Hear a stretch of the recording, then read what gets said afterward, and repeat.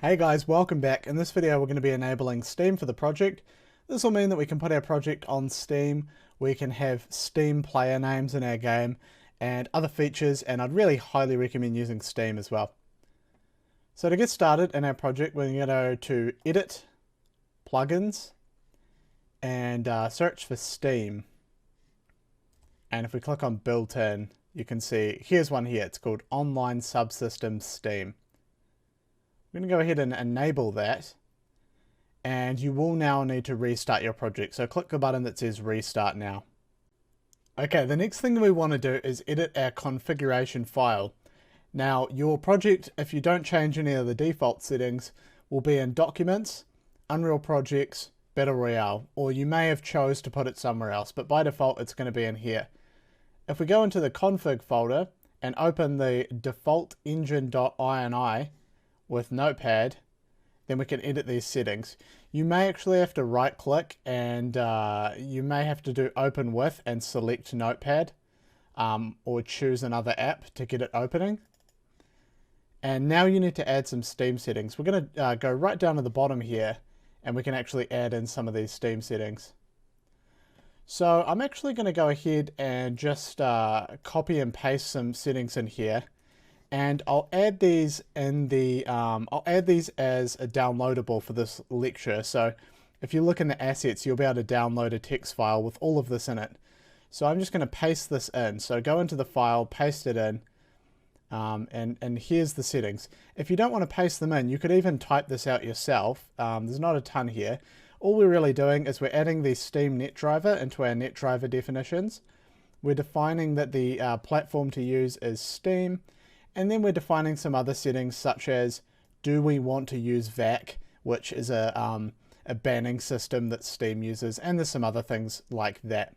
And when you're done, just go ahead and hit save and you can just close this. Okay guys, so now it's time to test out if our Steam integration has worked. One more thing that I want to cover, by the way, is if we go into config and open up default engine, you'll notice that the Steam dev app ID is set to 480. Now, when you sign up on the Steam Marketplace, you're going to get your own ID for your game. The reason we're using 480 is because this is a test ID. So whenever you're making a new game, you can use 480 and it will work for anything. We'll go ahead and close this now and go into Battle Royale.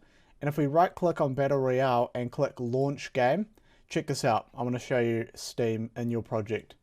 So once your game opens up, you should see in the bottom corner it says access the Steam community while playing, and then you can click on, you can press Shift Tab and you can open up Steam. Now it says Space War. The reason it says Space War is because that is a testing, a test name. You remember we used the app ID 480, so that's what's going to come up, Space War. But when you get your own Steam ID, it will show your game's name and so on. So there we go. We've now integrated Steam into the project. In our UI folder, we're going to go into the post-match screen and open it up. And we're going to begin to add some stuff to the post-match screen. And right now it doesn't have anything on it. So let's think about what we want to add. I'm going to go ahead and add we'll add a little bit of text. So let's just add a vertical box. We'll drag that in and I'm going to center up the vertical box like so. And we'll set the alignment to be 0.5, 0.5, and I'll set the size to be something like 1600 by, let's go with 1600 by 800.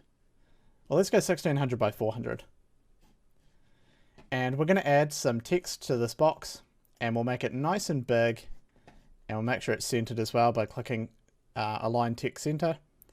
I'm going to make the size 72, and I'm just going to make it say, Game over, like that. So now the player knows that the game is over.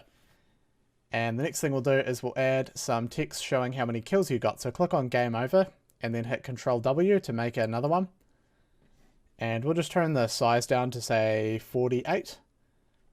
And I'm going to say kills 0. And we'll fill this in by using a binding in a second. For now, let's go ahead and click on Fill. And let's click on Fill here as well. And we'll center these up. Okay. So let's click on kills and we'll add a binding. So click on create binding. And the binding for this will be pretty simple. We just need to get our player's player state, and that will have the amount of kills the player has inside of it. So we're going to get the player controller. We're going to go ahead and get the player state from the player controller. And then what we're going to do is we're going to cast to our custom player state. And we're going to get the kills that our player has.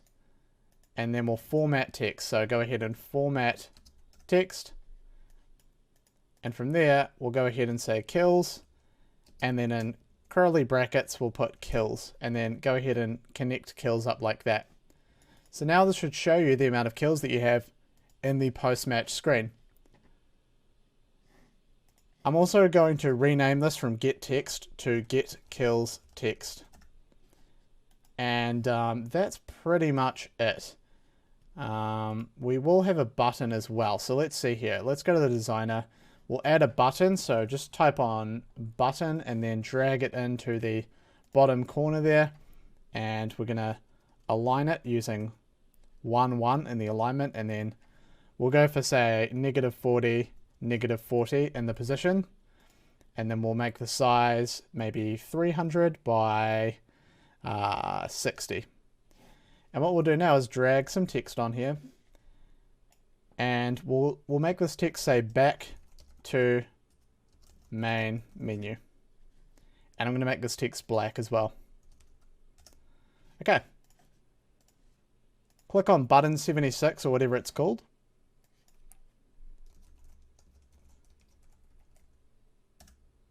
We'll call that main menu button. And then go ahead and just scroll down and click on clicked. And now from here, we're going to open level. And I believe I just called it main menu.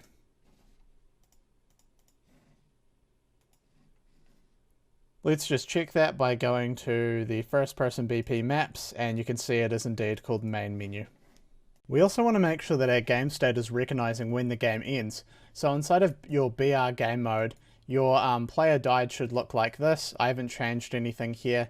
But one thing that we do need to do is when the win is found, we need to get the game state and then say that the game is over. So on game over, and make sure that you're calling that, because what that's going to do is it's going to set this game over variable, and because we're setting it with notify, everyone in the game is then going to execute this thing here, which is saying to add the post-match screen to the viewport.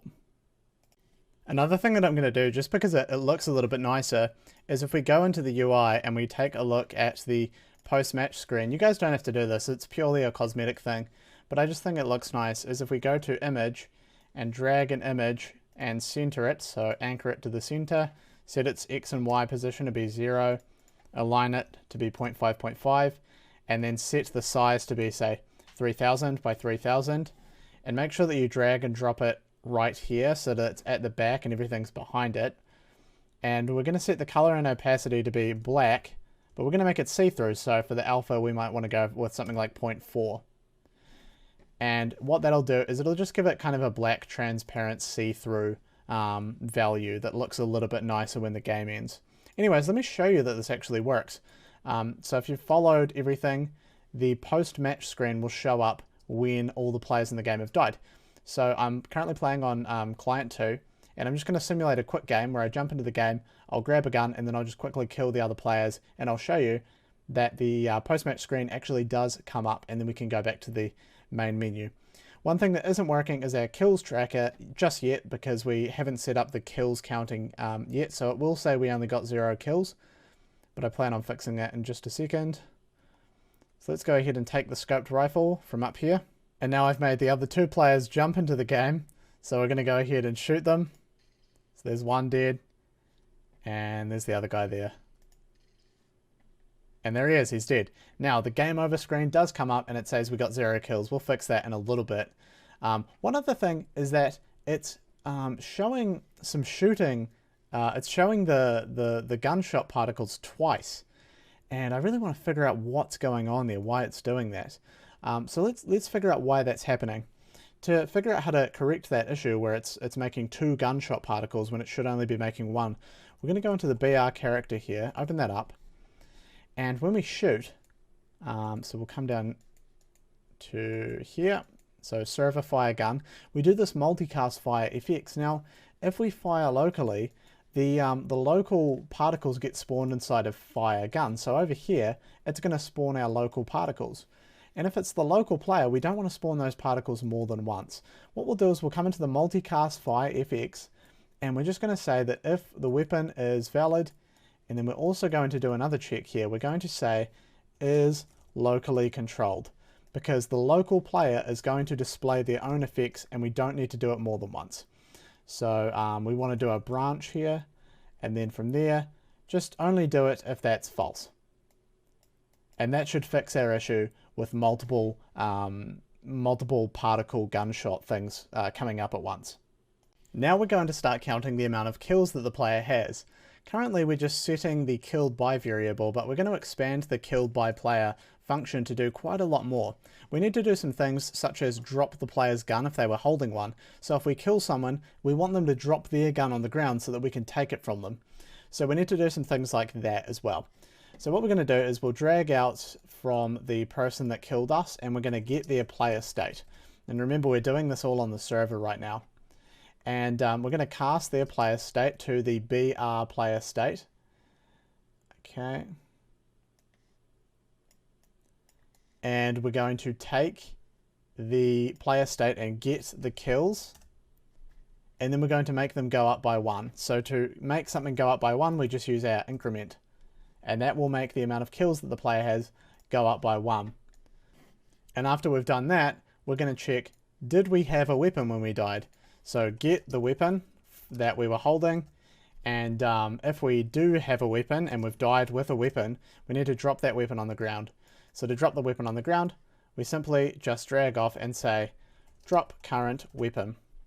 And then one other thing that I thought we'd do is that after 5 seconds, we're just going to remove our player from the level. So after 5 seconds, the ragdoll is going to happen, and then 5 seconds will pass, and then we're just going to remove your player from the world so that that player's body is not just sitting in the level for the rest of the match. So to do that, we're just going to say set lifespan, and we'll set it to 5. And what that's going to do is after 5 seconds, it's just going to remove our character from the world. Okay, so we're going to go ahead and kill everyone and end the game. And there you go, it says that I got 2 kills in the game, and from here we can click on back to main menu and it will exit out to the main menu.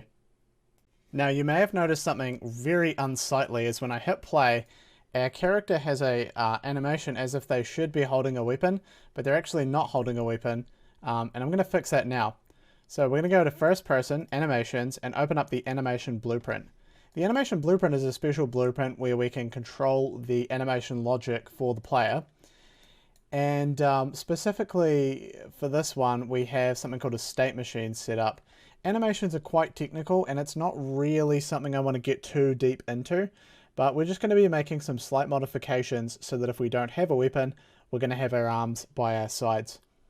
So what we'll do is we're going to go into the event graph here, and you can see that in the event graph there is this one event, and it's constantly firing every tick.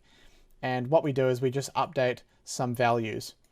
And what I want is a value storing whether or not we have a weapon or not. You can see in variables we have is moving and is in air, and these are being used to drive animations. So for example, if we're in the air, player jump animation. If we're moving, player moving animation, stuff like that. So we're going to add a new variable, and I'm going to call this has weapon. And so we're going to use this has weapon value to drive the animation. So there's this thing called try get pawn owner. This is just going to get the pawn that we're animating on. And we're going to see if the current pawn being controlled is a BR character by casting to the BR character. Now, there's no other characters that you could possibly be controlling in our game, so this cast should pretty much always be working. From here, we're going to drag out, and we're going to get the weapon. And if we have a weapon, we're going to set has weapon to true, and if we don't have a weapon, we're going to set has weapon to false. You guys should remember by now that if we want to check if something is there, we just use is valid. So if the weapon is valid, we have a weapon, and if the weapon's not valid, we don't have a weapon. So what we can do is we can hold Alt, drag it onto here. And so if weapon is valid, then we do have a weapon, so check that box. Otherwise, leave the box empty. So now we can use these has weapon values in order to see what animation we should be playing, essentially. So let's go ahead and we'll go into the state machine here, and we're going to double click on FPP idle. You can see that by default it's playing this first person idle animation, which is great, but we don't have a gun, so it looks really stupid. So what we'll do is we'll use a blend by bool.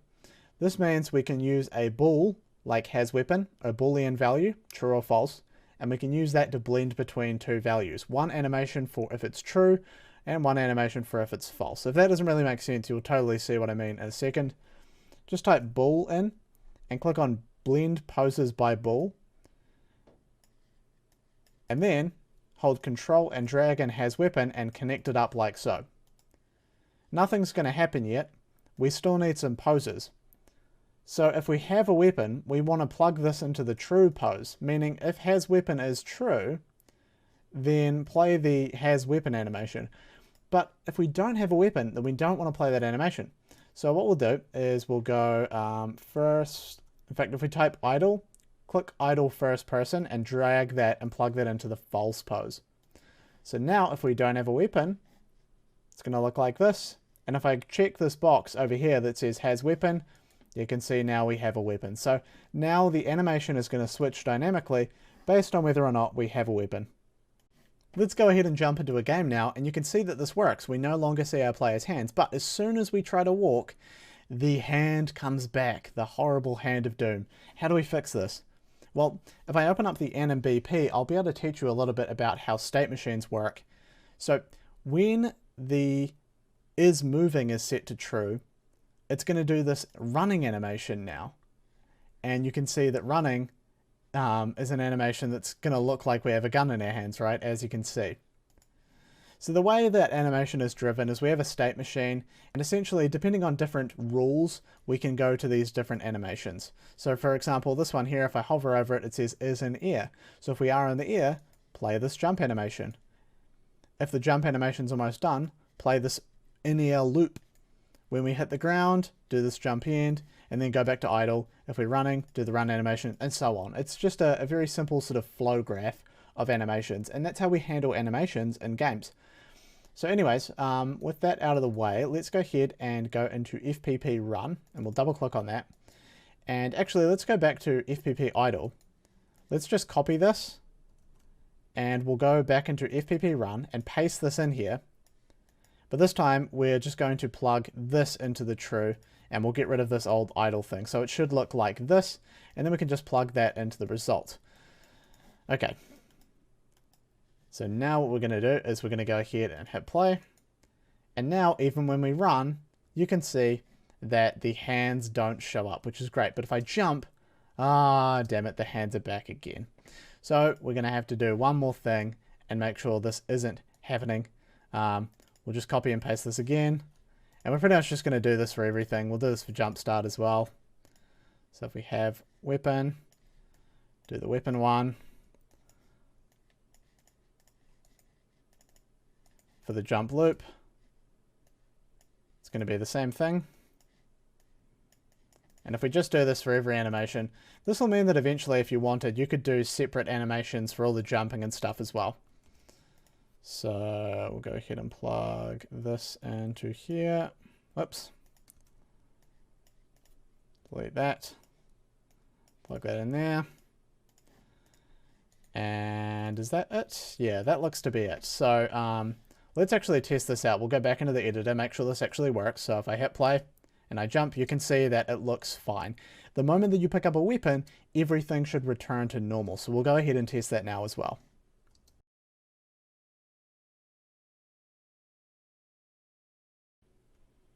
Okay guys, so I'm back in the game and I just picked up a weapon, and as you can see, the weapon animations work perfectly fine as well. So we now have the idle animation set up and everything like that, and also we did Steam. I'm sure you guys are going to be amazed at how easy Steam was. It was just a matter of changing some configuration files and stuff, so adding Steam to your game's really easy. It used to be a lot harder, but Unreal's recently made it a lot easier.